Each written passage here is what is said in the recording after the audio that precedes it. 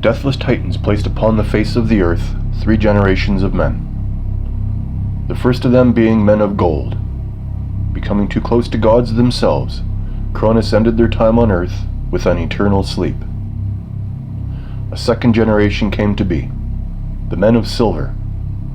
Unwilling to serve the titans and make sacrifices upon the holy altars as all men shall do, they were condemned to dwell under the earth for all eternity. Finally, a third generation, the men of bronze, a brazen race, sprung from the ash tree. Terrible and strong are they. Join me as I tell you the tales of the men of bronze. This is Dragon's Blood, Odyssey to Dionysodoros, Episode 1. Loud banging on the door to his room at the inn woke Gamden from a drunken sleep. The night before, he had celebrated with friends at the tavern on the main floor, spending his spoils from the latest venture that Dramen had sent him on. Again there was a banging on the door, but this time a deep voice shouted, "Get your ass out of bed. Dramen is waiting for you." Gamden threw back the covers and shivered from the cold, then rubbed his eyes and slowly got up from the bed. The coal basket in the corner of the room had long since burnt out, and the morning sun that was shining into his room had no warmth. His clothes littered the floor, along with empty wine bottles that were evidence of how good of a time it had been. With blurry eyes, he tripped over one of the bottles and fell into a chair by the door. More banging on the door, and the deep voice said, "I don't have time for this crap. Open the door, or I'll break it down and drag you to Dramen." Gamden reached for the door latch, unlocked it, and opened it. Hosset stood in the doorway, glaring down at Gamden. His red hair, pale skin, and blue eyes made him stand out in the 3 kingdoms, where everyone else had brown eyes and olive skin. "You don't want to keep Dramen waiting. He is impatient today," Hosset said with a warning in his voice, and he walked into the room, ducking to make the doorway. "Get dressed and make it fast, Gamden." Hosset made for an imposing figure. He stood well above any other man, and in his full leather armor he looked like a giant. I know, said Gamden with a smirk. "I celebrated with my mates and one very lucky barmaid last night. She left with a bag of copper coins and a sore cunny." Hosset shook his head, laid his hand on the pommel of the sword and growled, "Get dressed now." Gamden rooted around for a leather strap to tie his shoulder-length hair back. He then looked up at Hosset and smiled, revealing a bright white smile and full lips. He had light brown eyes that hinted at something more, but kept their secrets within, and an aquiline nose, perfectly proportioned to his face. While getting dressed, he asked Hosset, "Don't you ever do anything fun? I mean, go to the taverns and have some wine or ale? Maybe try to talk to a pretty girl?" Hosset laughed and said with scorn, "Dramen has many chores for me, so I have no spare time for such things." "I believe you," replied Gamden after a big swig from an open bottle of wine. "You don't know what you're missing, though." He smiled and finished off the bottle. "I want for nothing," asserted Hosset. "Dramen compensates me for all my hard work. The finest wine and women are offered to me for my choosing." Gamden pulled on his boots and put on his jacket. "Ready to go. Don't want to keep Dramen waiting." Hosset turned and ducked through the doorway. Gamden followed and closed the door behind them. "Let's stop for something to eat first. I'm so hungry I could eat a handful of eggs and the chicken that laid them." Nothing but silence from Hosset as they walked down the dimly lit, narrow hallway. "Come on, I'm serious. I'm really hungry." "No," grunted Hosset. "Please?"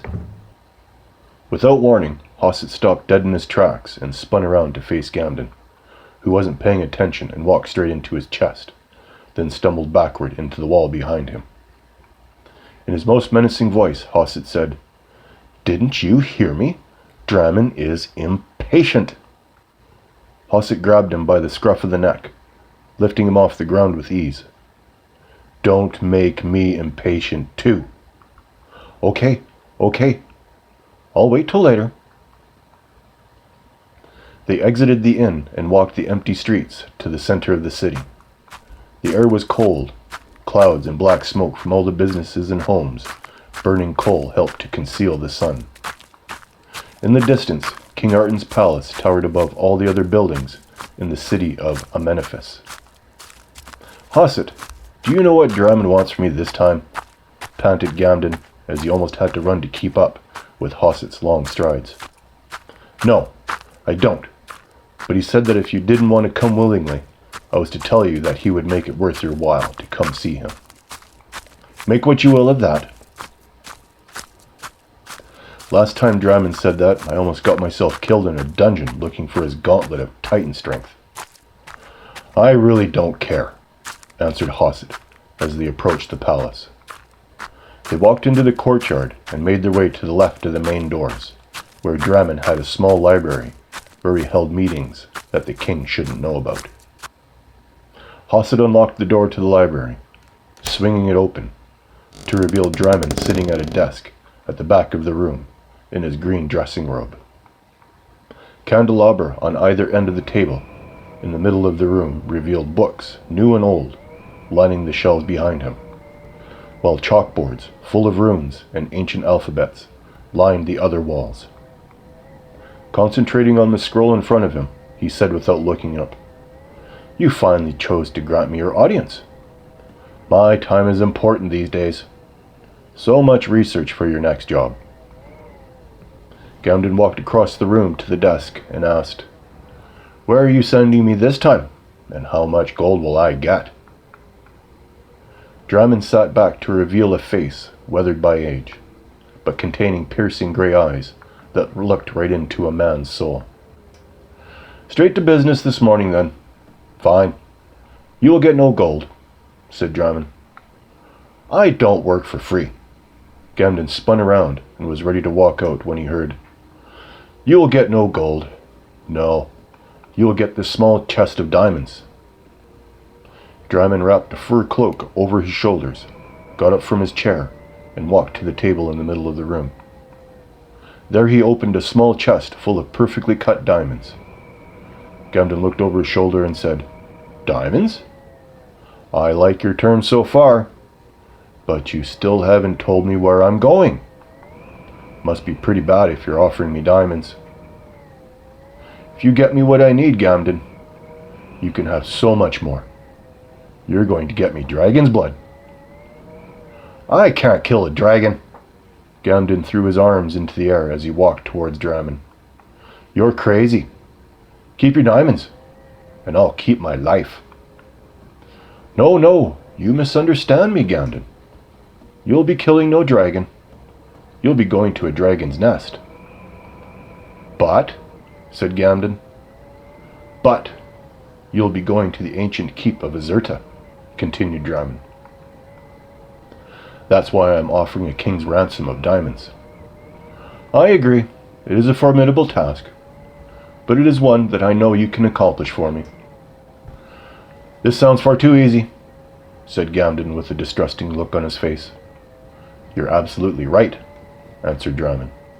"The danger is not at the dragon's nest. The danger waits for you at the keep. The latest reports from my scouts tell me that the eastern Khans are throwing their weight behind the Cyclops monarch, Brontes. They want to take back Dionysodoros and control the Neferkari sea trade, starving out the three kingdoms.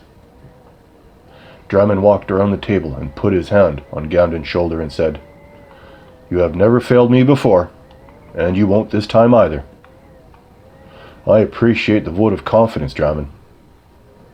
Now, come look at this map, Gamden, and make a drawing for yourself." Dramen gestured to the scroll rolled out on the table, then explained the safest route for the trip to Azerta, as Gamden quickly copied it. "My scouts also tell me that hundreds of mercenaries from the eastern Khans have taken over the villages surrounding Azerta." "Wait," blurted out Gamden. "You mean that I have to make my way through an army of mercenaries too? You'll be fine, boy. No problem for you. Gamden went visibly pale. This just keeps getting better, doesn't it? From the corner of the room, Hosset's laugh was dripping with ridicule toward Gamden. Shut up, Hosset, countered Gamden. Hosset menacingly took a step forward, but Dramen waved him off, and he backed away reluctantly. I still don't understand how I'm going to get this dragon's blood, said Gamden. How do I do that without killing a dragon? That is why I asked you here on the winter solstice, replied Dramen.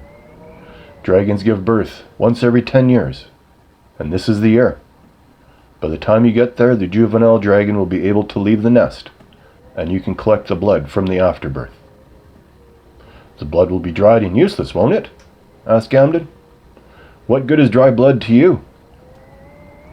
Only those who can read the ancient texts, which I can, asserted Dramen, know that dragon's blood is liquid until the dragon is dead. So, even the blood in the afterbirth will be useful, as long as the newborn dragon lives. Why does Brontes allow the dragons to nest at Azerta? Queried Gamden. He could remove them, if he wanted to. Couldn't he? Brontes, being a cyclops, was created by the gods, responded Dramen. Dragons were also created by the gods, and are much more powerful than he. He has no choice in the matter. Gamden thought about the task before him for a moment, and then said, You have a deal, Dramen, but I need another 1,000 gold pieces to hire some mercenaries of my own to help me with this one. And mercenaries deal in gold, not diamonds. Done, said Dramen. Take what you need. Just get me my dragon's blood. Hosset, shouted Dramen. Get my little thief friend here as much gold as he wants from my purse, and then show him out the door. Look for episode 2 of Dragon's Blood, Odyssey to Dionysodoros, on YouTube.